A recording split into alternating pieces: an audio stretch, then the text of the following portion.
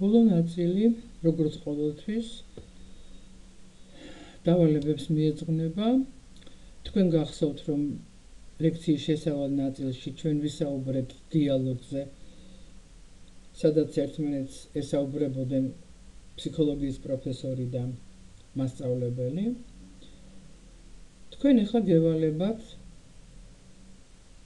კიდევ ერთხელ მოусმინოთ ამ დიალოგს და გასცეთ პასუხი ქვემოთ მოცემულ კითხვებს. ეს კითხვები ასეთია.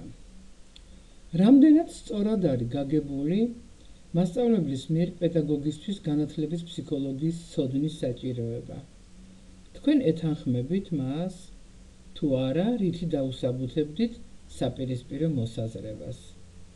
ჩამოთვალეთ რამდენიმე საკითხი ფსიქოლოგიიდან, რომელთა ცოდნა აუცილებლად მიგაჩნიათ კომპეტენტური პედაგოგისთვის.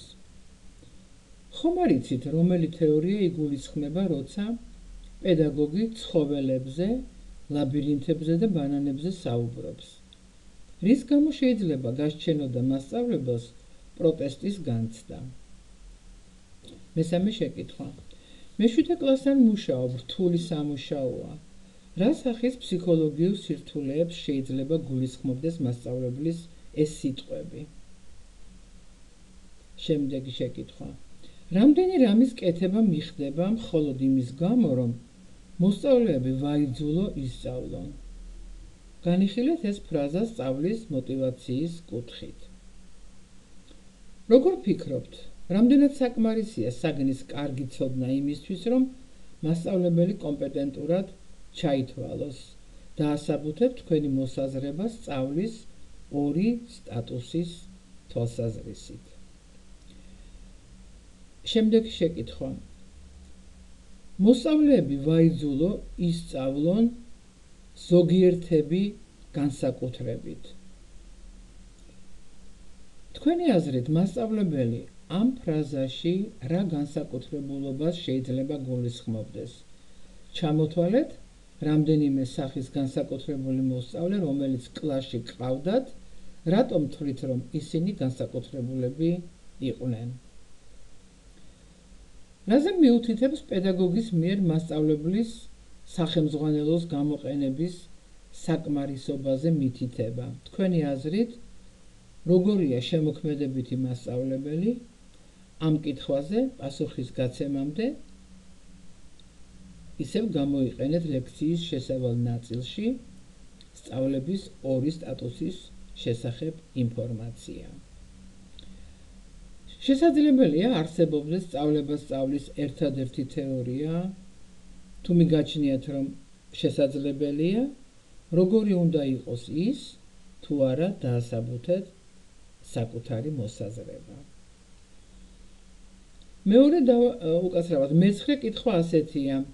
მიიჩნევთ, რომ მასწავლებელს დამოუკიდებლად იმისა, იცნობს თუ არა სწავლის თეორიებს, აქვს საკუთარი თეორია, რომელსაც იგი მისდევს. ანუ მასწავლებელს აქვს თუ არა საკუთარი თეორია, მიუხედავად იმისა, ნასწავლი აქვს თუ არა მას ეს თეორიები. აი ამას გულისხმობს ეს შეკითხვა. როგორ ფიქრობთ, რა ქმნის მასწავლებლის ამ ფარულ თეორიას? და ბოლოს, კიდევ რა სიტყოდით წამოჭრილი საკითხების შესახებ?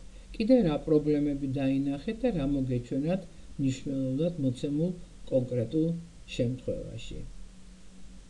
დასაკვირველია, ამ შეკითხვებზე თქვენი პასუხი არ შეიძლება ბევრ შემთხვევაში არ იყოს მეცნიერულად დასაბუთებული, მაგრამ მე სწორედ თქვენი შეხედულებები მაინტერესებს და არა მეცნიერთა აზრები ამ საკითხების შესახებ. რაც შეეხება მეორე დავალებას, მეორე დავალება ასეთია. ლექციის მოსმენის და სათანადო ლიტერატურის გაცნობის შემდეგ ამოწერეთ ძირითადი ცნებები და მიუწერეთ მათ მნიშვნელობები.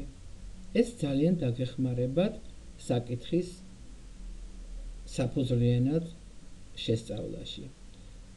გმადლობთ ყურადღებისთვის.